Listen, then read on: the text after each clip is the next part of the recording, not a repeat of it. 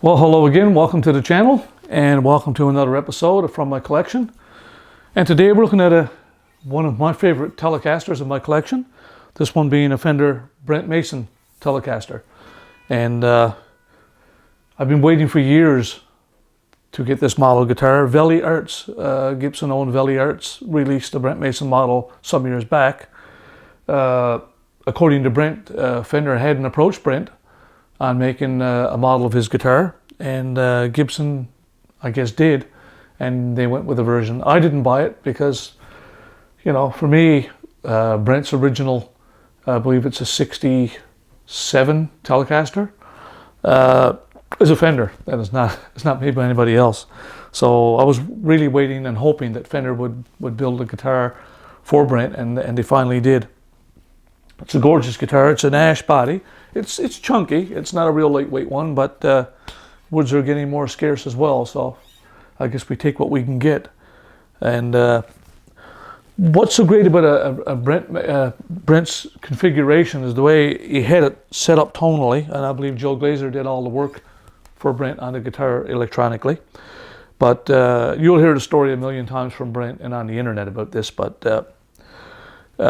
Brent was playing with Don Kelly band at the time in Nashville, and they went looking for a Telecaster. I believe Brent just had a Hagstrom or something he was using at the time, and Don suggested he get a Tele, and they went looking for a Tele, and Brent found not this one, but actually another Telecaster in the store, either a natural body butterscotch or something, and Don chose this particular guitar.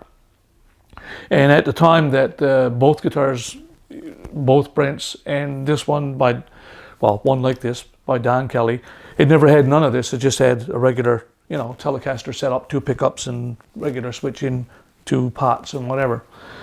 But during the night, Brent asked Don could he try his guitar, which was this one, painted with an ugly car primer, which is why this guitar is copied off Brent's and is not probably the prettiest guitar you've ever seen, but it's replicating Brent's guitar. And Don said, getting back to that, Don said, yes, sure. And Brent, he tried it, and Brent loved Don's better than his. And Don said to take it and give him the one that Brent had, which was the butterscotch one. So Brent chose this guitar, kept it, loved the sound of it. It was, you know, when he bought it, it was painted with car primer, an ugly gray car primer that was partly worn, I guess. And Brent decided after that he couldn't afford have a Gibson and a Fender, and so he had Joe Glaser build him a hybrid guitar where he can get Gibson sounds as well as Fender's Telecaster sounds. So he dropped in a mini humbucker and went with a stacked.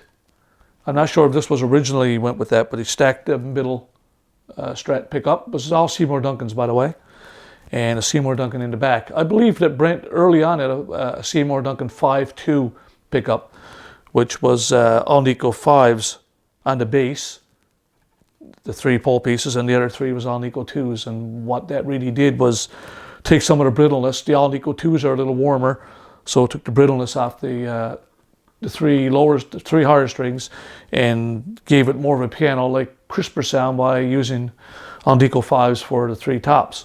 I believe you can still buy those pickups by Seymour Duncan. But anyhow, this one is not. This is a vintage stack Seymour Duncan, and Brent went with this pickup later on, and this is what he's using today. So what Brent has in his guitar today is what Fender is using in the Brent Mason model. It has a 7.25, 7.25 radius, and I didn't know how big of a fan I would be of that when I ordered the guitar, because of course you know, with a vintage radius, there's more issues bending strings and notes choking off. Which if you lowered the accent really low on this guitar, you would get that, unless you had somebody to do some fretwork to make that happen. Maybe Brent do, or he probably had his finger radius flattened more. But he've never said that.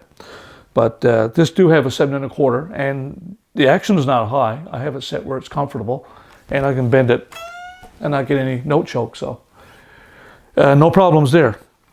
Another unique feature with this guitar is a Glaser B bender. So we hit the string. Well, I can hit it, it's very hard to pull on. If you can hear that. And I love that. I always wanted a B-bender guitar. I was going to buy a Fender one, a B-bender years ago, but I really didn't like it. They had one that was a B-bender, but it didn't have the Glaser bender, and it had a poplar body, and they wanted a lot of money for it, and nothing against poplar wood, but I figured for a guitar of that price, you'd either have ash or alder. So I ended up changing my mind and not buying it. So I'm glad I waited. So this gives me the best of everything. It gives me Brent's setup, which we'll go through shortly, and the B-bender and the unique electronics configuration. So let's put it on the bench and take a close-up look. And now to take a close-up look of the Fender Brent Mason Telecaster. You can see the beauties in the eyes of the beholder color. It's to some people not a very attractive color. I like it, but I guess anybody that is a big fan of Brent Mason and his guitar, beauty, as I said, is in the eye of the beholder. And if you've seen Brent's guitar, just type in Brent Mason. If nobody knows who Brent Mason is, well, you really got to check out Brent Mason. Phenomenal guitarist, not only in country music, but Brent plays everything. He's known in the country circles, but check him out. And anyway, Brent's guitar is battered to heck, and everything is wore. And this kind of replicates it. Of course, it's not a car primer. It's some kind of a finish. It's a satin finish, as you can see. And whatever mods Brent had done at the time over here, you'll see this is gold, whereas the rest is silver. But, this is basically a Frankenstein of a guitar right now. And the extra pot was put in to blend the middle pickup. So, for example, if this switch here, of this knob, tone knob is down, now this middle control becomes active. So in the bridge pickup, if I roll up this a little, it brings this pickup in. Sorry if I can get the camera on here. So if you roll this knob a little bit, it brings in the middle pickup with the bridge. And if you roll it all the way up, of course, it'd be at a phase. But by just using a little bit of it and rolling in a bit of the middle pickup, it takes a bit of the edge off the bridge pickup, because you're taking a bit of this pickup out and blending it in with this. So Brent uses that quite a bit. It gives you all three pickups, and with the knob up, you got a regular switching for a Telecaster, which would be the neck, no middle pickup. You get the neck, the humbucker, and the bridge pickup, and just the bridge pickup, just like a regular Telecaster. It's very quiet. This is stacked as well, and of course this is a humbucker, so this is going to be quiet anyway. However, I will add, with this pickup, if you do pick up close to the pickup, you got to watch you don't hit it, because just the slightest tap of this pickup, you will hear it. It's very microphonic, because it's not waxed, it's not potted. So on-potted pickups do lend itself to a better sound, a little bit more transparent. Well, I guess better, again, is a matter of taste, but I do find that it does give more clarity to the pickup. So this pickup is on-potted, and I'm assuming that's the way Brent's is. So we'll get past that. We'll go to the neck. It's a regular 21 fret, 7 1/4 radius. The neck adjustment is done at the bottom. So you would have to either, I haven't checked it, but I do believe if you remove this pick guard with the proper tool, you can adjust this, because I believe it's routed out. But I haven't had to set the neck. When I got the guitar, it just had the right amount of relief for me, so I haven't had to adjust the neck. And we have the regular nickel silver frets. Kind of a vintage tall fret, I would say. And the unusual placement of the string tree. I'm assuming for some reason Brent had that done during the session days. Because he did have, one time I think he had a Floyd Rose or something on this, or a collar or something.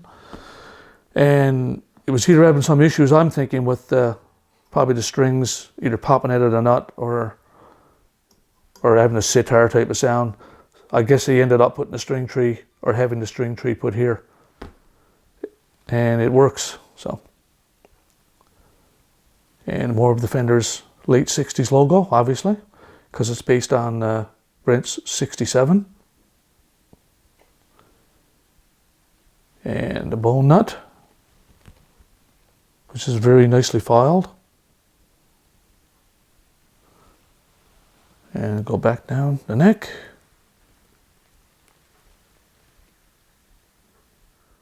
Now looking at the rear of the guitar, and as I said, it's just a matte finish.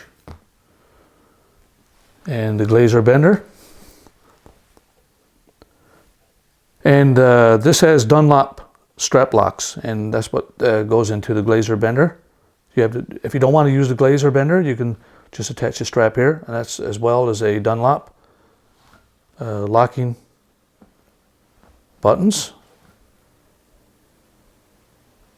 And we move up the neck. Of course, there's no skunk stripe. This is a two-piece neck, by the way, so it's a maple cap neck.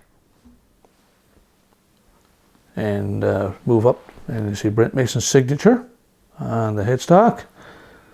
And Corona, California, and Spurzell tuners, which again are my favorite locking tuners. And this happened to be stock on this guitar too, so. The neck is very comfortable, by the way, satin neck. And it's not too big or not too small. I find the neck just right for me. I kind of expected it to be a bigger neck, to be honest with you. And but I'm pretty sure that the neck on this guitar is pretty identical to Brent's, because I do remember Brent saying on a YouTube video I watched that one of the early prototypes that they had, Brent said the neck wasn't like his, and they reworked the neck. So I'm assuming this guitar is about as close as you're going to get to Brent's.